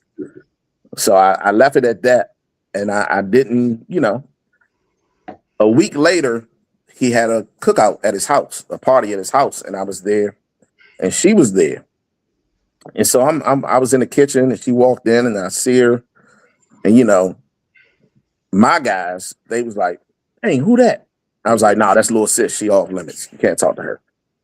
And then next thing you know, me and her get to talking, and I'm saying like we was in that cookout talking for about 4 hours to each other, like Wow. nobody else was there.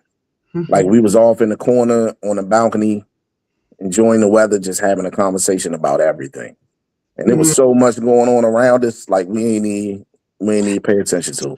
Yes, yes. And from that point on, like she just been hooked to me ever since.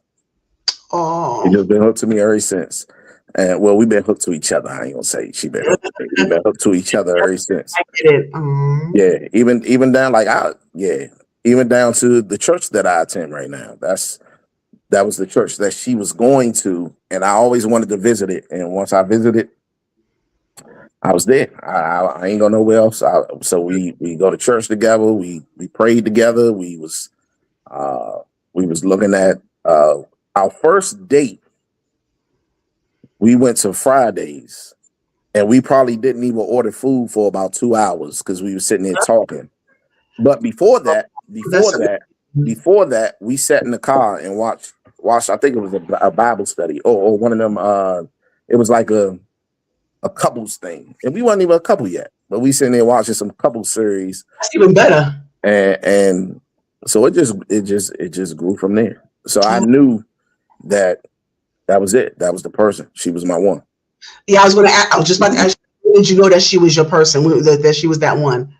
Oh, I knew that after I knew that the first day for real, but after that first date, and the waitress kept coming over and was like, "Yeah, we ain't ready yet. We still talking." And yeah, I knew that. I was like, "Yeah, she the one. Like God sent her my way." Yeah, yeah. And that was at a point in my life where I was really rebuilding, and I was in a tough spot. I had moved back home with my mom and everything, and I was just like with my parents, and that was a struggle because I was like, "Yo, I'm in my 30s. I done moved back with my parents. Ain't no woman. I ain't gonna be able to get no woman like this."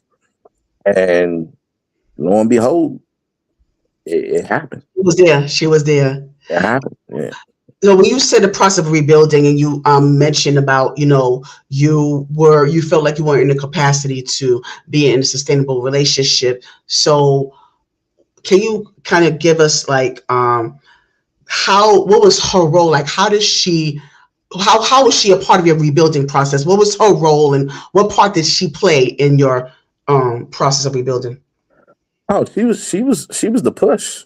She encouraged me to just all the things that I wanted to do. Like she encouraged it. Like so we now have a nonprofit organization for youth, and it was always an idea in my head, and I would talk to her about it and tell her, and she was the push to be like, "Yo, let's make it happen." And she birthed that for me, for us. And can you talk about that in the organization, please? It's called Live Accord, Live Against Killing Our Youth. Mm. Yeah. So right now we're in the stages where we do seasonal stuff right now. One of the things for me, it was just like, because I deal with youth at work, I didn't want it to be a conflict of interest, so we do things now such as like Thanksgiving drives where we go out and give out Thanksgiving dinners to families. Like we go grocery shopping for them. Coat drives, drop them off at the homeless shelters, babies' clothes, all them different type of things. So that's what we do right now, but it's more geared to, just exposing our youth to something different, exposing them to a better life and something different than the things that's around them. Because through my career, I've had the blessing of meeting a lot of people that I feel like, if they just saw some of these people that you would normally see on TV, and I'm able to bring them to you, or I take you to them and you're able to see they came from the same background that you came from, but they was able to achieve this, or they the same people that you won't see on TV talking or playing sports, and they was able to achieve this. Like just that whole portion. That's one of the main goals and objectives of the nonprofit, is to plant seeds. Awesome. Awesome. And speaking of planting seeds, I know you're a father as well. Yeah. Yep. And how many children? 3. 3 children. What are their ages? I have an 18-year-old, I have a 2-year-old, and I have a 1-year-old. Oh goodness! Wow. No. No, no, I know. But Wow. You starting all the way over. started over. Wow, that is, oh my gosh. And then I know, like, how does your journey, as far as your career and your position as a minister, officer, mentor, I know that really molded you, as far as being a father. So, what is your approach towards parenting? Mm. A combination between the journey, like I mentioned, and also your interaction with your parents. I know you mentioned that, once the roles reversed, then you understood, Yeah, your yeah, position. yeah, yeah. How do you equate that into your parenting style? Um, so I was a little tough. I was a little tough on my oldest. I was a little tough on her. What's of course. Um, and so she's 18. She's in college now. So I was a little tough on her. Um, but I kind of had to soften up because these kids nowadays are a little different. The way they grow, the way it's like Yeah. it's Hmm. like the way we grew up and the stuff we went through. Like if you put them through it, is mental health and da da da. And Right, right. so it's like so I am learning. So through my oldest, I'm still learning to. I'm bringing out more of a softer side of myself because, like I Okay. said, I was always aggressive. I was always, and a lot of that came because I had to just evaluate myself. That's what I'm starting to learn how to do even more is evaluate myself. When I say that, meaning I know what I think I am. I know who I see myself as. But when you go and you ask people that you love, your loved ones, the people that you trust, like, how do you see me? Mm. And you hear some of the answers and it'd be like, yo, that's so off from what I thought. Like, I thought I was the easiest person in the world to talk to. But my daughter told me, yeah, it's a little hard to talk to you. Mm. Well, she's gonna have a different perspective as your daughter. Yeah, it's gonna be different. Yeah, yeah. But so as my pastor say, you want to always be able to be on your child's boardroom. Like through life, you are the director. You tell them what to do, but when they become of age, you want to always be on their boardroom. So that means you always want to be someone that they can come and talk to. That safe space. Mhm. So uh that's one of the things. Like I think I learned a lot through my 18-year-old. Yes. That's going to Mm. It's going to change and affect the way that I raise the younger ones. I'm more after hearing things. I've heard some words like aggressive, intimidating, not to be played with, and so I'm realizing, you know what, I got to soften that up. Like and to me, I think I'm goofy, I'm funny, I'm the easiest to talk to. Yeah, And yeah. I said, yeah, I gotta, if that's what I see myself as, I gotta show that more. But I'm glad you Gotta, worked on that. yeah, Yeah, yeah, and I commend you for actually acknowledging that and you putting in the work. yeah, Because some parents, especially some adults, some parents, it's hard to get through. Because I have conversations about this when it comes to parents and accountability. They think they're exempt from that. So I'm just glad that yeah, you work to understand where that child is coming from. Because I try to, because I'm a parent myself. I have my child is an adult now, but I try to instill a level of respect, but also understanding the idea of expressing themselves. That I was not one of those parents that would always make the adult always all right all the time because they're not always right. mhm, Like because I remember growing up, all the adult had this, an adult could lie on the child and use them as a scapegoat, and it was easy to get in trouble because they always took the adult side. But I wasn't that type of parent. So my point is that um, we have to allow our children to hold us accountable. and you see, know. and that's what I wasn't doing at first. At first, it was like because I said so. That's Yeah. why. Yes. Like I don't care what you think. I don't care what you say. I said do this, Hmm. and so I had to learn to allow her to be able to express herself in a respectful way. Right. Respectful way. Like even down to if you felt I was wrong about something, we can discuss it as long as it's in a respectful way. Don't tell me you was doing too much. Nah. Yeah. So given because like I said, it was still, we able to pack so much. And like I said, I do appreciate your candidness when it comes to that. So I want you to get more into, like, going back into the church and how, your role as father, minister, officer, all of those things combined. How is it received in all these different avenues? Like, how are you received in the church? How are you received within the community? How is it received within your family dynamic at home? How is that received? I know it's a lot, but I'm just want to get different elements here. And can you keep? Yeah, I'm still listening, but I got you. Yeah, now I've been, I think in all areas, I've been seen as a leader.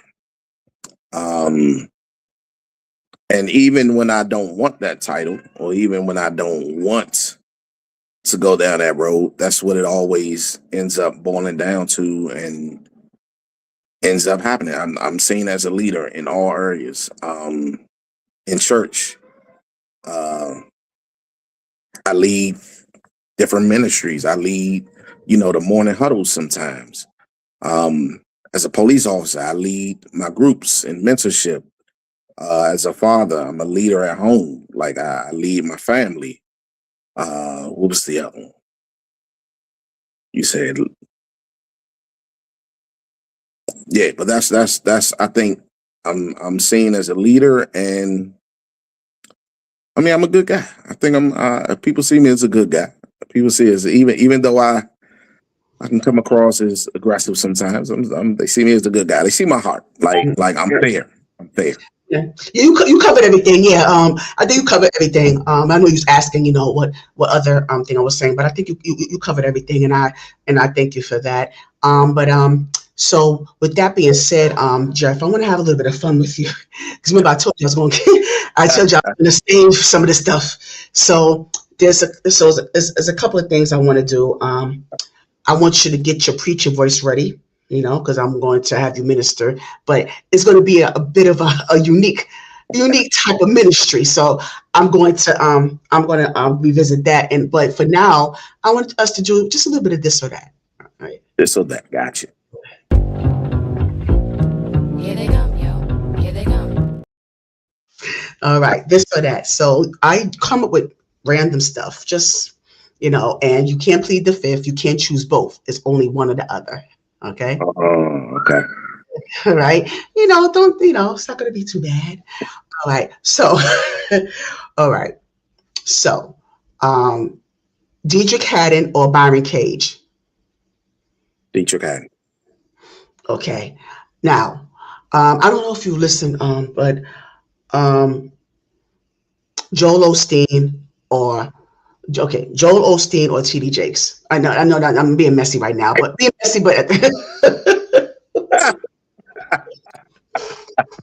TD. Okay. All righty. Dave Chappelle or Eddie Murphy? I'm gonna go with Eddie. Mentorship or law enforcement?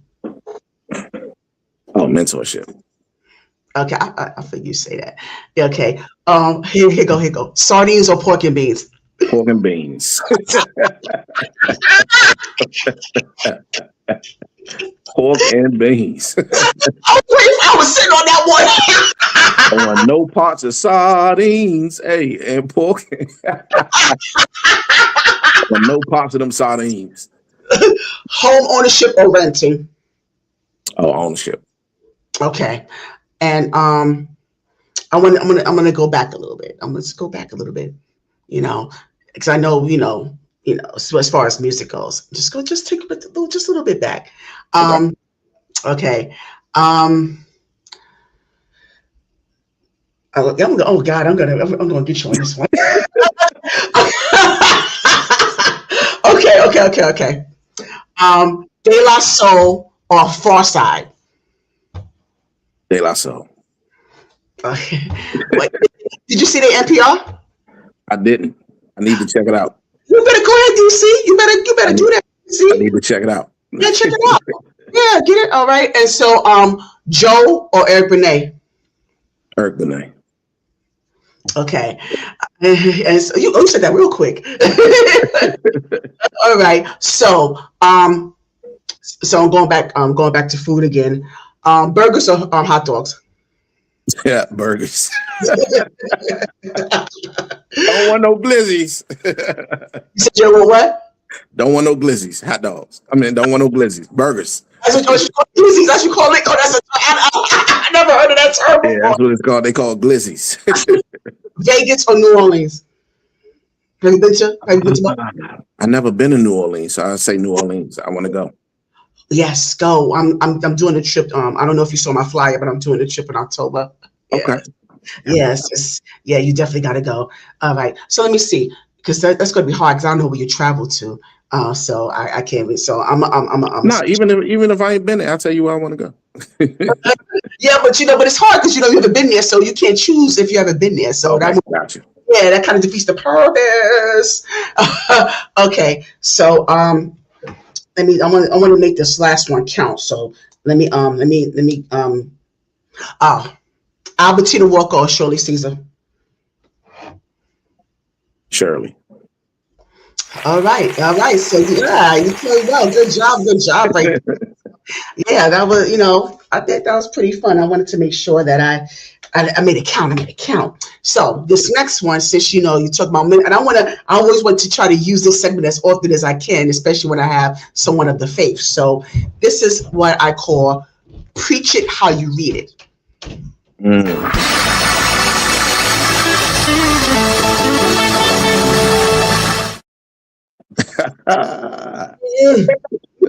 Yes.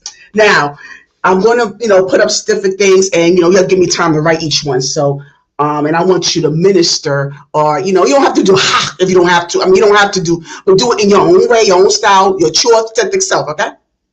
Okay. I love when they're nervous. I love it. Using the bathroom with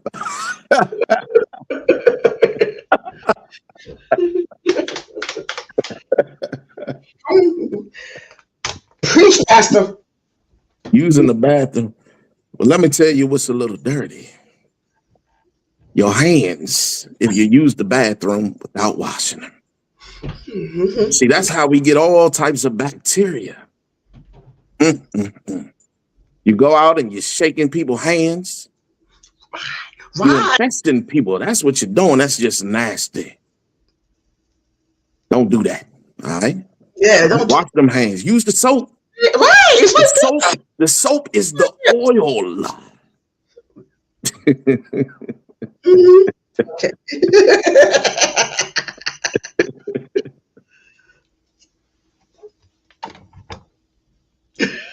Your nose and licking your fingers. Oh my God.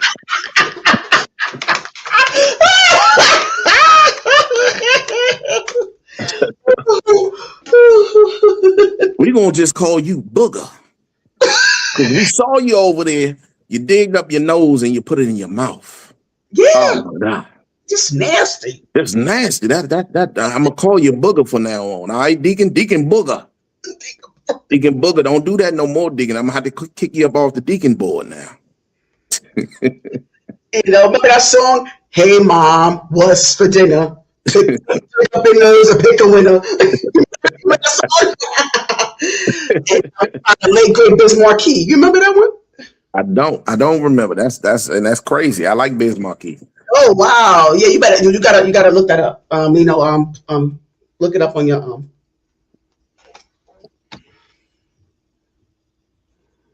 spouse hogging the See, now I go through this sometimes at night. I'm sure you do. I lay down and I got me a nice healthy portion of the cover and it's all over me. And I'm nice and warm. Right. I feel a chill. Feel a little chill on my arm. I'll be Yes. like, what just happened? Mm. The next thing you know, I feel a little chill on my shoulder. And the cover just seems to be slipping from out of my hands. And I reach for it and I reach for it. And when I'm grabbing, I feel a tug and I feel a pull. And when I look to the left of me, I see my wife rolling over and the cover got her wrapped up like a pig in a blanket. Right. Yeah, she all wrapped up, right? All wrapped up. And I'm sitting there like a glizzy with no bun.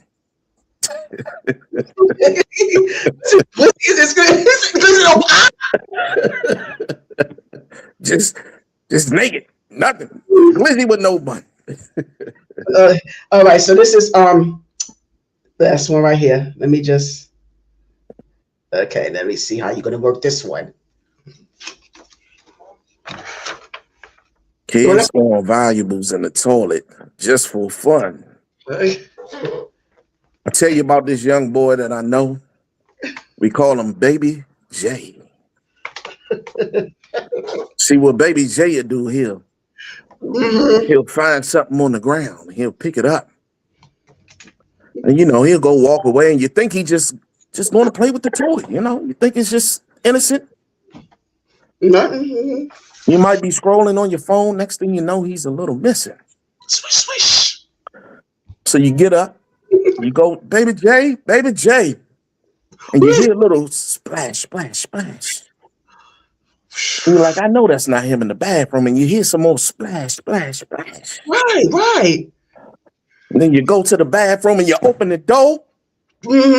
And Baby J done threw the toy in the toilet. What? Oh, my God. And you just got to call on the name of Jesus because now you got to pick that toy up out the toilet. You got to wash the toy off, and then you don't want to have the dirty hands, so you got to wash your hands with the soap. Then you got to wash his hands because you don't want him to grab no bullets from up his nose.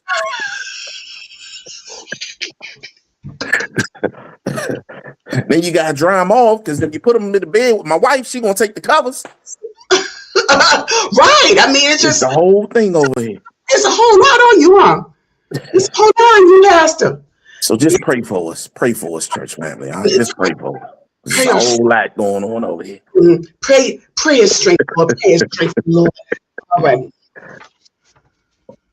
Like, share, comment, subscribe. Now, if you like this right here, right there, I just need you to push that button right there. Please. That's all I need you to do. We ain't asking for no money. We ain't asking for no offerings for this right here. All we asking for is a like, a share, and a comment. That goes a long way. It really does. Thank you. Thank you. Thank you. Thank you. Thank you. Thank you. Thank you. Yes. Love it. I love it. Yes.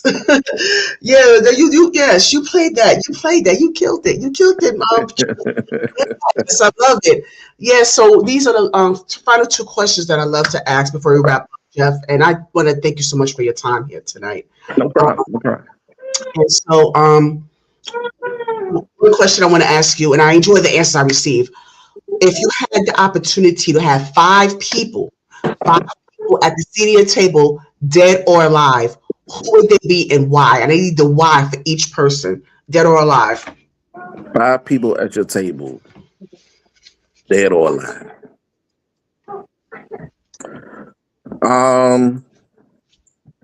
First one would be my mom. Sit her at the table and I just to say how you doing, just to hear her voice and talk to her again, have a conversation. That'll be the first person. Second person would be Denzel.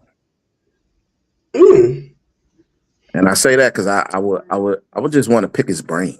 I would just want to, just have a good conversation on his journey and how he breaks down scripts and where does it come from? Like when he deliver that character, where does it come from? That's 2.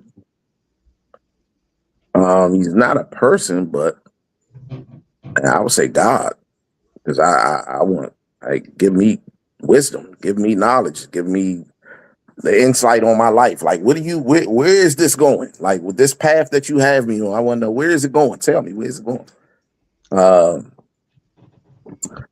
Let me see, the fourth person, my wife, because that's my partner.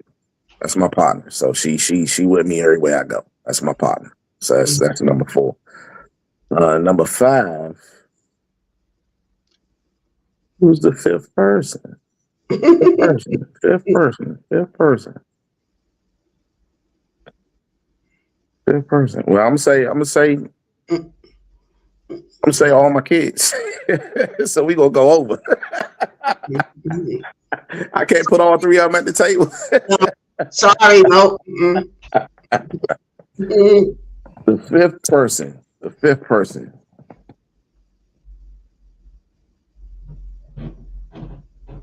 My younger self. Oh. So I can mentor him. I like that. Yeah. Yes. I love that. Okay. Yes, I love those answers. And I hope, I wish I could be that fly on that wall. Now, who would get the big piece of chicken and why? I would get the big piece of chicken. Because it's my table. Yeah, that's what they say. Yeah. Yeah. Now this question I take from the late James Lipton from Inside the Actor Studio. So, Jeff Stewart Jr., when you enter into the pearly gates, what would you want God to say? Great job, son. You have accomplished all that I have had for you. Amen. And I commend you for the great job here. And I do, like I said, I do appreciate you blessing us with your presence and you making the time to do so. I do appreciate that. And I know you was a little leery at first, but what made you decide on this? What made you decide to make that final decision to come on the platform? I always pray about it. Okay. I always pray about it. And I said, okay, I watched some of your content, some of your videos, and I said, you know what? All right, cool. I'll do it. Let's rock. Let's rock. Yeah, I'm glad you made the decision to do it. Yeah, because that's what I said. I leave a safe space, and I'm always want to make sure that people understand my intentions on my platform, and I want to always be as dignified as possible. I mean, it's going to be a little bit of mess here and there, but overall, it's going to be led with integrity. So I'm glad that you decided to make it, and I hope this won't be your first time on the platform, because I'm really trying to. In the near future, I'm really trying to set up panel discussions and just kind of do that type of thing. So I really want you to be on the lookout for my invite on those type of conversations. Okay. Yeah. Anytime. You got me now. Anytime. Yeah, good. Okay, I'm glad to hear that. So I really want to make sure that, because you are the type of person I definitely need to connect to, just in, you being who you are in itself, and, what you have going on. I definitely need you to to be within my circle. So I do appreciate you coming on. So ladies and gentlemen, please give it up for Stewart Jr. Thank you so much. Salute. Yes. So I hope that you were able to experience the presence of what they say, Black excellence, because I think you've already seen that, and just a Black man just actually putting in the work and putting in the effort all these years to build the community, build a foundation for our youth to be able to aspire, to aspire and to be inspired by. So I really am grateful for him to actually take the time to come on my little piece of platform and to share such knowledge and wisdom when it comes to how we able to bridge the gap between the community and law enforcement, how we able to bridge the gap when it comes to church hurt, or try to add some assurance when it comes to your spiritual walk and stepping out on faith and all, pun intended, all those things. So I'm really, really am so pleased that he decided to come, and he'll be able to be a friend to the show moving forward.